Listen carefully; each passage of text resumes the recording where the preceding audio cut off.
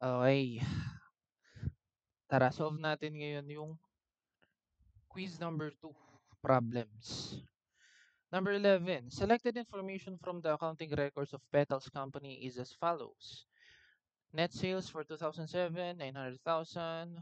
Cost of sales for 2007, 600,000. Inventory at December 31, 2006, 180. And inventory at December 31, 2007, 156. Ang pinapahanap sa'yo dito ay inventory turnover for 2007. Okay, hindi lang natin nasulat dito yung question for 2007. Okay. Ano ulit ang formula natin ng inventory turnover? Cost of sales o COGS over average inventory. So, cost of sales natin for 2007 ay 600,000 over average inventory. So, i-average mo lang tong beginning and yung ending. Anong average niyan? Wait nga. Nasaan ba yung calcio ko?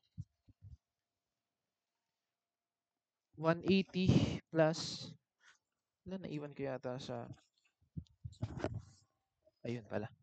180 plus 156 divided by 2,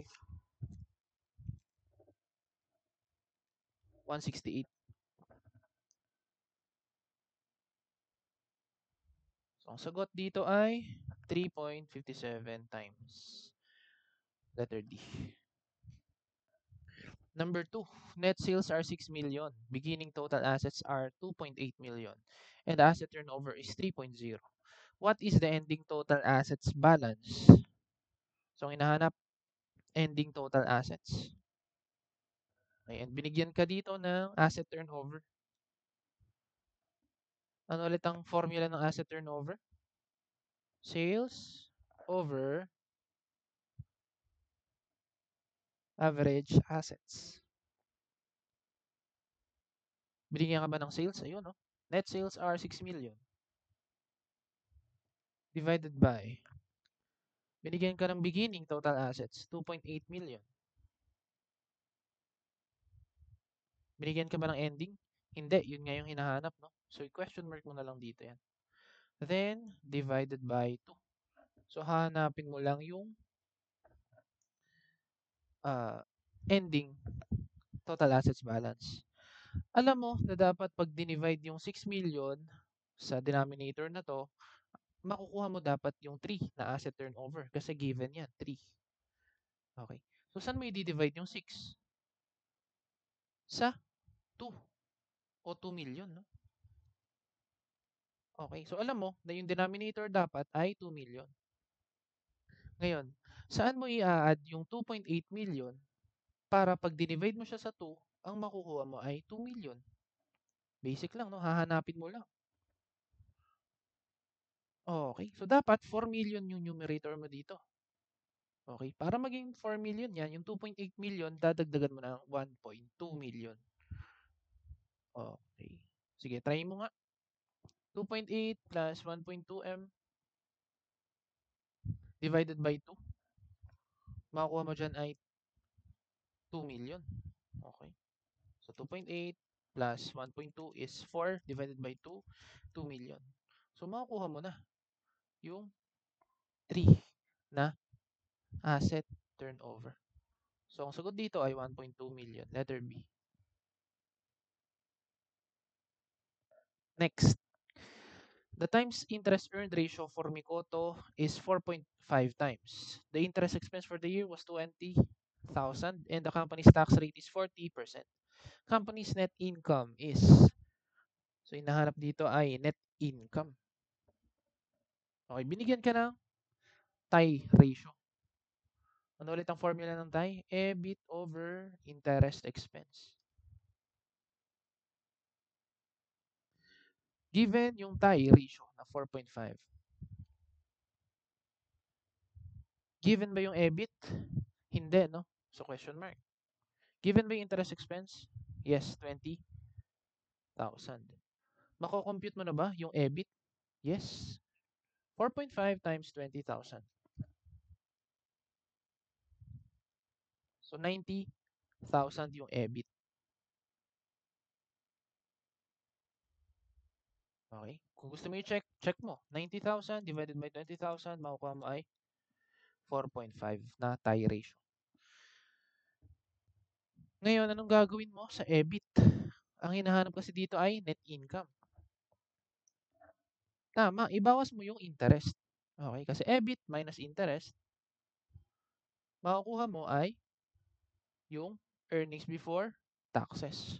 So, try mo nga. 70,000. Yan na ba yung sagot? Hindi pa. Ibabawas mo pa yung tax na 40%. Okay. Pwede mong gawin, multiply mo na lang sa 1 minus tax rate. 1 minus 40%. Gawin mo nga, 1 minus 40%, 60% yan, no? So, 70,000 times 0.6 is 42,000. Letter B, 13. 14. Tingnan muna nga natin kung nagre-record. Yan, recording naman. 14. Assume you are given the following relationships for the Orange Company. The Orange Company's debt ratio yung hinahanap, no? Sa number 14. Ano ba ang formula ng debt ratio? Layab over assets. So, kailangan mo hanapin yung layab and assets. Ano ba yung mga given? Sales over total assets, return on assets, tsaka return on equity. Binigyan ka na niya ng clue, no? Tama, DuPont formula yung gagamitin mo. Nakita mo, binigay yung sales over total assets, yung ROA, tsaka ROE. Okay, latag mo ngayon yung formula ng DuPont equation. Return on equity is ROS times ATO times equity multiplier o yung CAP. Ang equity multiplier, ang formula niyan ay assets over equity. So, ito yung mahalagang mahanap mo. Okay, ito. Yung assets over equity. Kasi, kailangan mo yan para mapalabas mo yung layab over assets.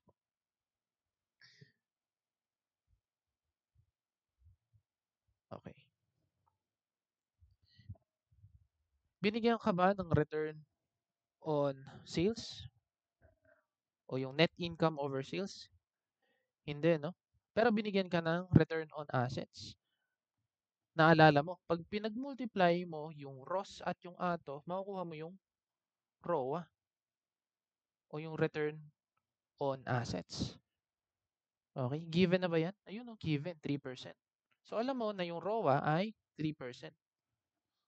Sige, latag natin dito yung shorter formula ng ROE. ROA CAP.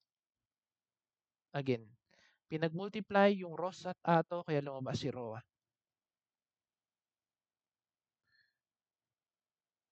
Ngayon, pwede na ba tayo mag-substitute? Yes, pwede na. Return on equity given, 5%. Return on assets given, 3%.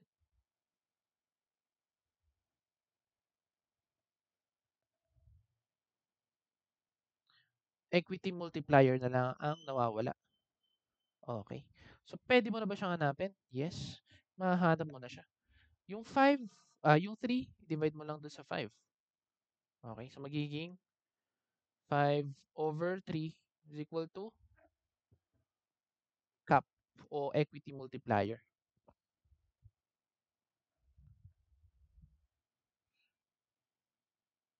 Pinapaigsi ko lang baka malito ka. Kaya isusulat ko dito equity multiplier. Okay. Tanda mo na ang formula ng equity multiplier ay assets over equity. Okay. So, wag mo na itong i-solve, no? 5 over 3, wag mo na siyang gawing 1.66667. Okay. Pwede mo nang gamitin na assumption na yung assets mo ay 5 and yung equity mo ay 3. So, kung gagamitin mo yung accounting equation, asset is equal to liabilities plus equity, pwede ka nang mag-formulate dito ng layab o ng debt ratio. So kung 5 ang assets, ang equity ay 3, malamang ang liab ay 2. Okay? Magagawa mo na ba yung formula ng debt ratio? Yes. 2 over 5. So 2 divided by 5 is 40. Okay. 40%. Letter A, ang number 14.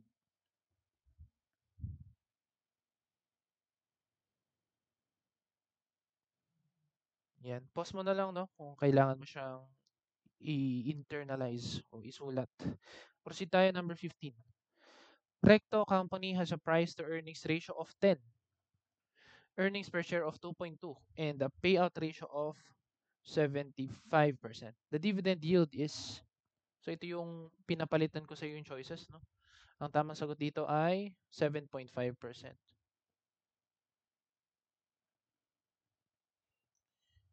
Okay. Binigyan ka ng PE ratio na 10%. Na 10. Earnings per share na 2.2. Ang hinahanap dito ay dividend yield. Okay. Payout ratio, binigyan ka rin, 75%. So, dividend payout ratio, o DPO na lang. Ang formula niyan ay dividend per share over earnings per share. So, yung dividend payout ratio mo ay 75%. Palitan na natin yung kulay, baka nagsasawa ka na sa red. Yung dividend payout ratio ay 75%. Yung dividend per share ay hindi given, no? Wala siya.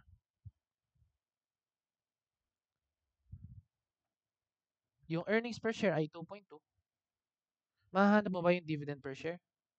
Yes. Solve mo yung dividend per share.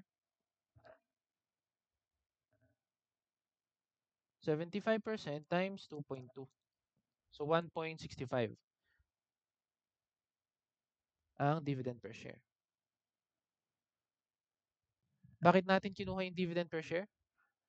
Ang formula kasi ng dividend yield o nung required dito ay dividend per share over price per share.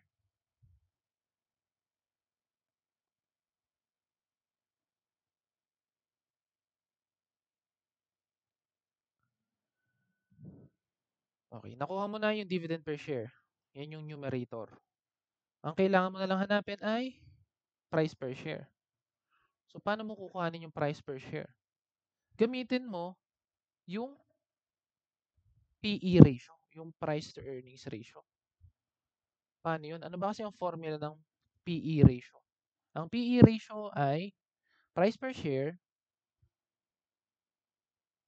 over earnings per share is equal to PE ratio. Given ba yung PE ratio? Yes, given. Ayun, 10. Wag nating gawing orange. Gawin natin green para iba naman. Ikabarin natin. Yung PE ratio natin ay 10. Earnings per share, given, ayun, 2.2. Makukuha mo na ba yung price per share? Nawawala kasi siya, no? Yes, makukuha mo na. Ang gagawin mo lang, multiply mo yung 10 sa 2.2. So, 10 times 2.2, 22 yung price per share.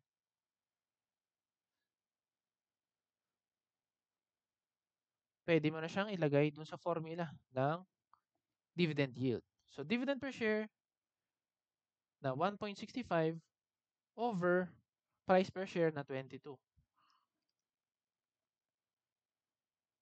Makukuha mo dyan ay 7.3. 7.3 pala yung choices. Tama ba? Nasaan ba yung?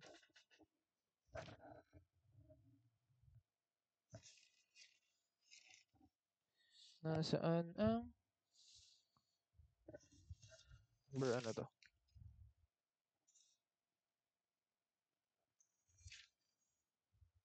Ba't ganun? 7.5 nga, tama. 1.65 over 22. O bakit 7.3 yung napalabas ko? 7.5 pala. Namali lang ako ng type sa calculus. 7 0.5. The answer is letter C. Okay. Oras na. Oh, mag-11 na pala. Number 16. I think dito yung medyo marami sa inyo nahirapan. Tama ba? Sige, solve natin to number 16. Brookman Incorporated, uh, Brookman Inc.'s latest EPS was 2.75.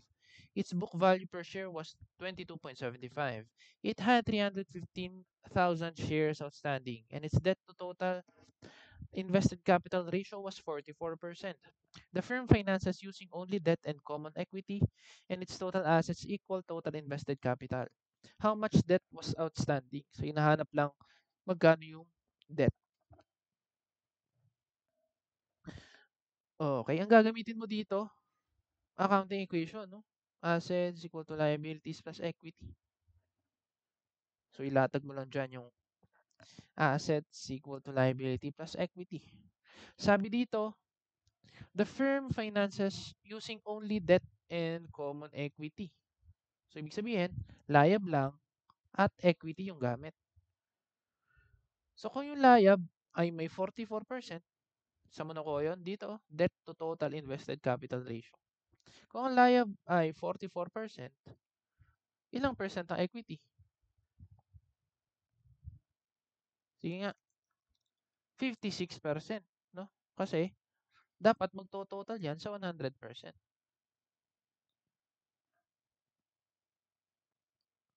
Okay, so yung 56%, yan yung percentage ng equity. Okay. Iwan mo lang muna dyan. Basahin mo yung iba pang given.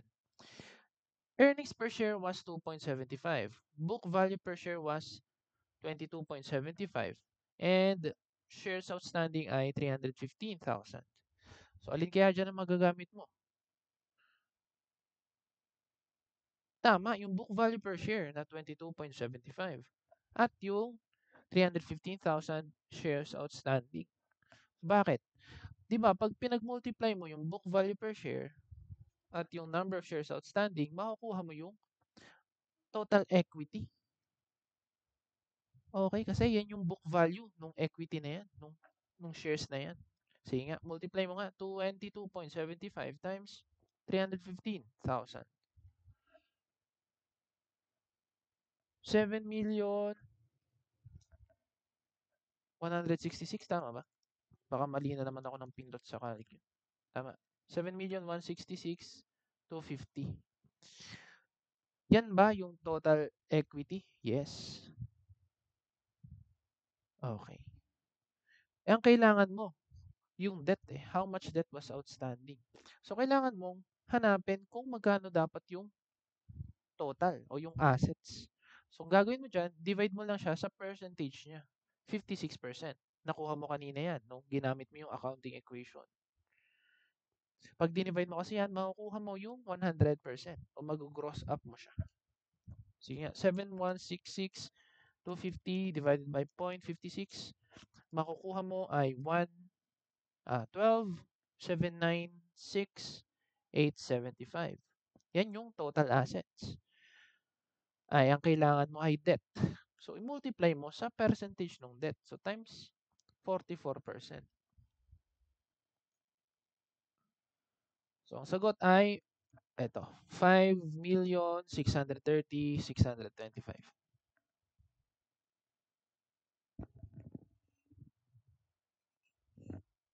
Okay, number 17 tayo. Last year, Harrington Incorporated had sales of 325,000 and a net income of 19,000. Its year-end assets were 250,000. The firm's total debt to total capital ratio was 45%. So meron na namang binigay na ratio dito. Palitan natin yung kulay, baka sawa ka na. So total debt to total capital ratio was 45%. The firm finances using only debt and common equity. So sinabi niya na naman yan, no? And its total assets equal total invested capital.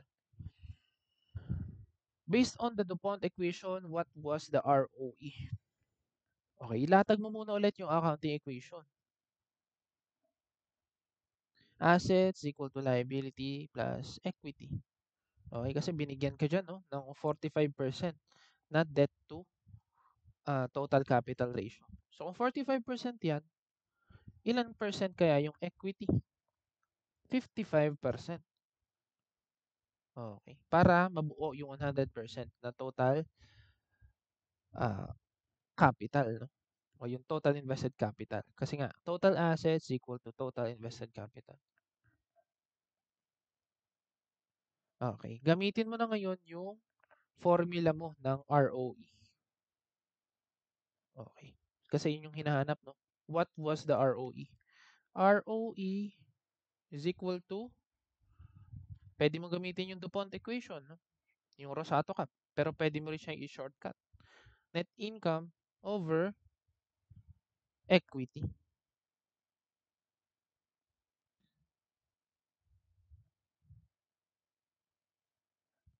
Given ba yung net income? Yes, yun o, 19,000. So, meron ka ng numerator. Given ba yung equity? Hindi. No? So, kailangan mong hanapin. Paano mo siya hanapin? Gamitin mo yung assets. Ayun o, 250,000. So, kung 250,000 yung total assets, yan ba yung 100%? Yes. Mahanap mo na ba yung equity? Yes. So, 250 times 55%. So, 137,500. Yan ba yung denominator mo? Yes. So, lagyan mo na siya dito. 19,000 divided by 137,500. Makukuha mo yung 13.82 na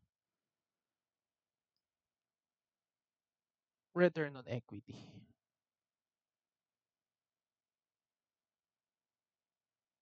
Letter A. Okay, number 18 tayo. The company has the following income statement. How much after-tax operating income does the firm have? So, after-tax operating income ang hinahanap.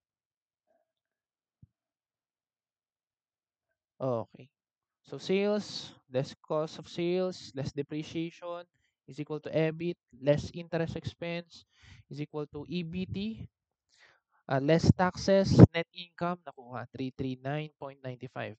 Pero ang hinahanap dito ay after-tax operating income o after-tax EBIT or NOPAT, yung favorite mo. Ewan ko bakit ka natatawa sa NOPAT. So, EBIT after tax. Okay, so ang gagawin mo lang dito, i-multiply mo lang tong EBIT. Okay, gawin na lang nating underline para hindi mababoy. No? I-multiply mo lang siya sa 1 minus tax rate. Given mo yung tax rate, ayun no, 35%. So, 1 less 35%.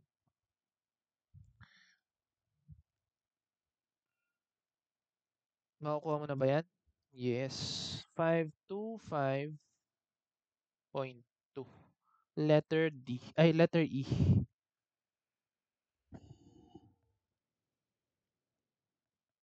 Number 19. Ito, free cash flow yung hinahanap. The company recently reported 10,750 of sales.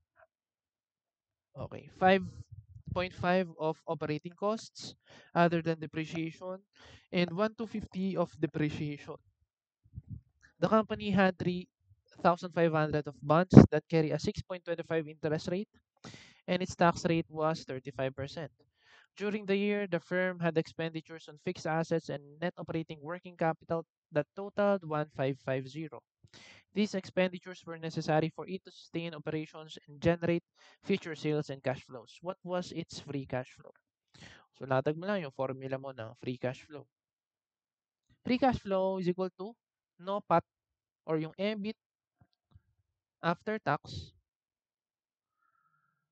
plus depreciation minus uh, CapEx o capital expenditures plus change in net operating working capital.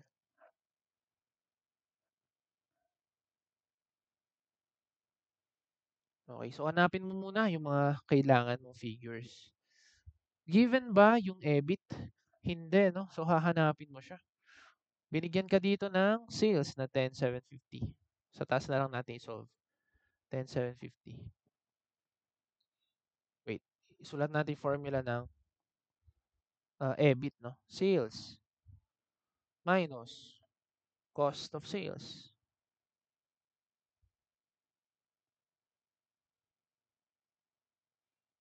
O other than depreciation kasi nakaano siya dito, nakahiwalay, no?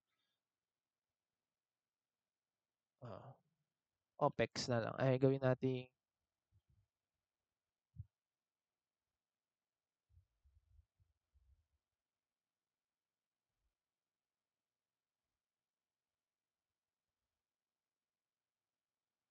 less depreciation. Makukuha mo ang EBIT.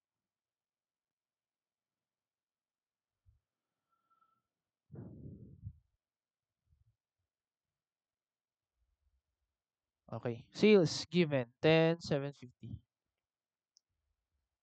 minus operating expenses other than depreciation na 5.5 less depreciation na 1,250. Magkano yan? 10,750 minus 5.5 minus 1,250 4,000. Yan ang EBIT mo. So, meron ka ng 4,000 dito.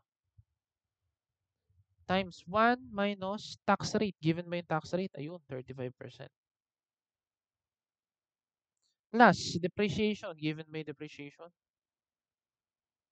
Ayun, 1,250 depreciation. Minus capex plus change in NAUSI. Given ba yan? Yes. During the year, the firm had expenditures on fixed assets. Yan ba yung capex? Yes, capital expenditures. And net operating working capital. No? That totaled 1,550. So, 1,550 daw. Okay. Makakompute mo na ba yung free cash flow? Yes.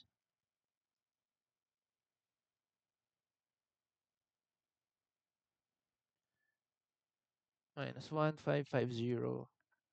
2, 3. Okay. Last number. The company's current balance sheet shows total common equity of 5,125. The company has 530,000 shares of stock outstanding and they sell at the price of 27.5 per share. By how much do the firm's market and book values per share differ? Okay, market value per share minus book value per share. Ganun lang yung gagawin mo. Given ba dyan yung market value per share? Yes, ayun, no? They sell at a price of 27.5. So, market value per share is equal to 27.5. Given ba ang book value per share? Hindi. Pero, kaya mo i-compute. Ayun, no? Binigyan ka ng total equity na 5,125. At binigyan ka ng total shares outstanding 530. Makukuha mo na ba yung book value per share? Yes, 9.67. Tama ba?